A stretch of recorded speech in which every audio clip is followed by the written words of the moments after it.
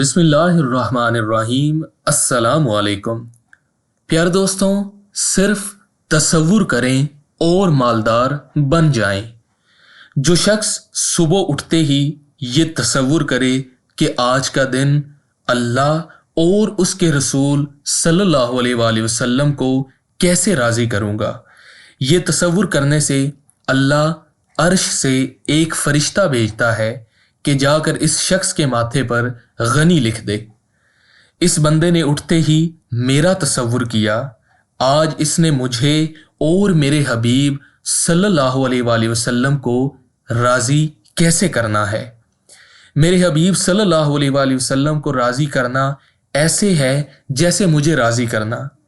माथे पर गनी लिखवाने वाला अल्लाह हो और नूरानी हरूफ से लिखने वाला फरिश्ता हो, और जिसकी पेशानी पर रोज गनी गनी गनी का लफ्ज लिखा जाए तो खुद ही सोचें ये पेशानी कितनी मुबारक होगी। और क्या वो गनी होकर नहीं रहेगा, वो खुशहाल होकर नहीं रहेगा। जिसको अल्लाह गनी कर दे उसे कोई दुनिया की ताकत फकीर नहीं कर सकती।